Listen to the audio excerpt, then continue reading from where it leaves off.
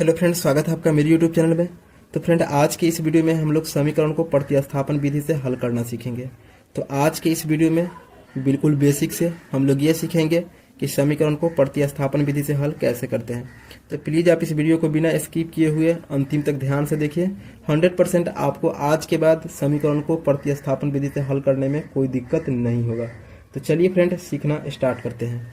तो सबसे पहले देखिए, यहाँ पे समीकरण है x + y = 5, 2x - 3y = 4। ये समीकरण 2 है। ठीक है, ये समीकरण 1 है और ये समीकरण 2 है। इसी तरीके से आपके एग्जाम में भी रहेगा और उसको बोलेगा कि प्रतिस्थापन विधि से हल कीजिए। ठीक है, तो देखिए प्रतिस्थापन विधि में हमको क्या करना होता है कि इसको हल करके x और y का मान निकालना होता है। चलिए हम इसको प्रतिस्थापन विधि से हल करके x और y का मान निकालते हैं।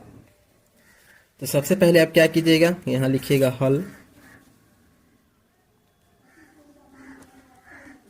ठीक है, अब जो समीकरण लीजिएगा वो लिख दीजिएगा। ठीक है, तो चलिए हम समीकरण 1 ले रहे हैं, तो यहाँ लिखेंगे समीकरण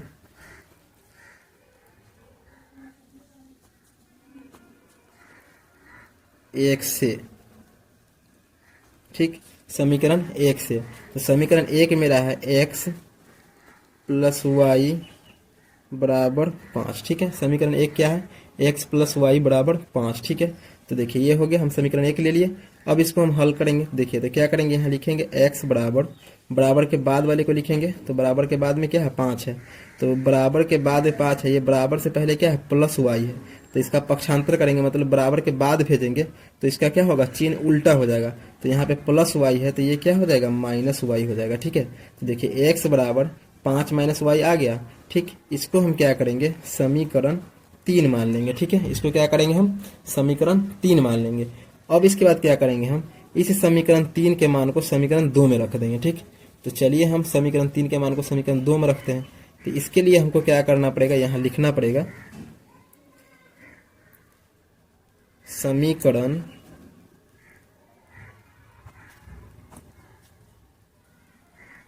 3 के मान को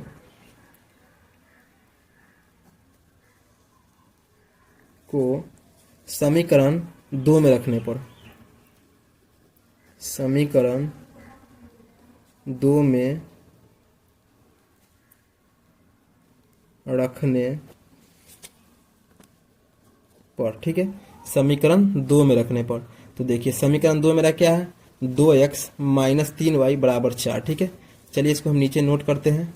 तो मेरा समीकरण 2 है 2x - 3y = 4। ठीक है, ये क्या है, मेरा समीकरण 2 है। ठीक है, देखिए ये 2x है ना, तो देखिए 2 लिख दीजिए। x के जगह पर x नहीं रखिएगा। ठीक है, क्या रखिएगा, 5 - y। ठीक है, तो लिखेंगे 5 - y। ठीक है, देखिए 2x है, इसका मतलब क्या हुआ कि 2 गुना x है। देखिए 2 का 2 हो गया। अब पोस्ट का मतलब क्या होता है, गुना। और x के जगह पर हम क्या किए, जो x न लिख करके जो x का मान आया है 5 - y वो लिख दिए। ठीक है, फिर -3y है तो 3y लिख देंगे। ठीक है, और बराबर 4 है तो बराबर 4 लिख देंगे। ठीक, फिर इसको हल करेंगे। देखिए 2 = 5 - y है ना, इसका मतलब ये कि इस 2 से बारी बारी से दोनों से गुना होगा। एक बार 5 से होगा और एक बार -y से होगा। ठीक है, तो चलिए हम गुना करते हैं। तो 5 दूना क्या हो जाएगा, 10 हो जाएगा। ठीक है, फिर माइनस, ठीक है 2 में y से गुना होगा तो क्या होगा, 2y हो जाएगा। ठीक है, फिर -3y है तो 3y दे दीजिए, और बराबर 4 है तो बराबर 4 दे दीजिए। ठीक, ये समझ गए। अब क्या करना है आपको आगे, कि इसका बराबर हटा लेना है। तो देखिए 10 - 2y - 3y और प्लस, मतलब बराबर के बाद +4 है तो ये क्या हो जाएगा, -4 बराबर 0 कर देंगे। ठीक है, बराबर हटाएंगे तो देखिए जो इससे बराबर से पहले है जो उसको उसी तरह लिख देना है, और बराबर हटाएंगे ना उसके बाद क्या करेंगे, जितना भी पद होगा उसका मतलब चिन्ह उल्टा हो जाएगा। तो यहाँ पर 4 था तो 4 प्लस में था तो ये क्या हो गया, माइनस में हो गया। ठीक, अब हम यहाँ पे क्या करेंगे, जोड़ेंगे। ठीक है, तो जोड़ेंगे किसको किसके साथ, जिसका जाति जिससे मिलेगा ना उसको उसी के साथ जोड़ेंगे। और मतलब देखिए y वाला है ना तो y वाले को y के साथ जोड़ेंगे, और संख्या है तो संख्या को संख्या के साथ ही जोड़ेंगे या घटाएंगे। ठीक है, तो देखिए -2y और -3y क्या हो जाएगा, -5y। ठीक है, -5y। उसके बाद देखिए +10 और -4, तो +10 में से -4 घटेगा तो क्या बचेगा, +4। 6 बचेगा, ठीक है, बराबर 0 है तो बराबर 0, ठीक। फिर यहाँ लिखिए -5y बराबर पहले लाएंगे तो देखिए ये प्लस में 6 है तो बराबर के बाद जाएगा तो क्या होगा -6 हो जाएगा, ठीक है। तो देखिए फिर हम यहाँ लिखेंगे इसलिए y बराबर -6 को ऊपर और -5 को नीचे, ये माइनस कट गया, ठीक है। तो देखिए y बराबर क्या हो गया, तो y बराबर हो गया 6/5, ठीक है, 6/5। तो देखिए y का मान हमको निकल गया।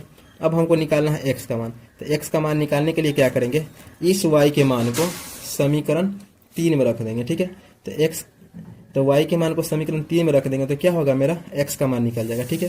तो चलिए हम y के मान को समीकरण 3 में रखते हैं। इसके लिए क्या करना होगा, यहाँ हमें लिखना होगा, तो लिखेंगे y के मान को समीकरण 3 में रखने पर, ठीक है, y के मान को समीकरण 3 में रखने पर। तो चलिए हम नोट करते हैं कि मेरा समीकरण 3 क्या था। तो देखिए समीकरण 3 मेरा था x बराबर 5 - y, ठीक। चलिए यहाँ लिखते हैं। तो देखिए समीकरण 3 था मेरा x बराबर 5 - y, ठीक। तो ये हो गया। तो देखिए अब हम यहाँ पे क्या करेंगे, देखिए ये 5 है तो 5 रख दीजिए और y के जगह पर y नहीं रखेंगे, क्या रखेंगे, जो y का मान आया है, क्या आया 6/5, उसको रखेंगे, ठीक है। तो चलिए 6/5, ठीक है। तो देखिए इसके बटा में 5 है, इसके बटा में कुछ भी नहीं है तो 1 मान लेंगे। तो देखिए 5 और 1 का एलसीएम कितना हो गया, 5 हो गया। तो ये 5 टाइम तो 50 25 हो गया, ठीक है। फिर माइनस 5 × 5 तो 6 × 6 यानी कि 19/5, ठीक है। 19/5 यही क्या हो गया, आपका आंसर हो गया। मतलब कि x का वैल्यू कितना निकल गया, 19/5, ठीक है। तो आप नीचे लिख दीजिएगा, ठीक है, x बराबर 19/5 और y बराबर 6/5, ठीक है, यही लिख दीजिएगा, ठीक है। यही आपका क्या हो गया, आंसर हो गया, ठीक है। तो आप इसी तरीके से समीकरण को प्रतिस्थापन विधि से हल कर दीजिएगा, ठीक है। चलिए अगर आप इसको नोट करना चाहते तो नोट कर लीजिए, ठीक है। आपको भी इसी तरीके से एग्जाम में सजा के बनाना है जिससे आपको पूरा का पूरा अंक मिल जाए, ठीक है। चलिए अगर आप इसको नोट करना चाहते हैं तो नोट कर लीजिए।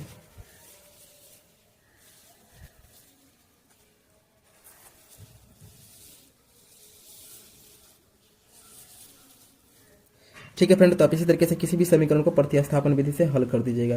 तो फ्रेंड अगर वीडियो को आप अच्छे से समझ गए होंगे तो ठीक है, अगर नहीं समझे होंगे तो प्लीज़ एक बार इसको और अच्छे से देख लीजिए, आपको कहीं भटकने की जरूरत नहीं है। एक बार और अच्छे से देख लीजिए, 100% आपको सब कुछ क्लियर हो जाएगा, ठीक है। Thank you.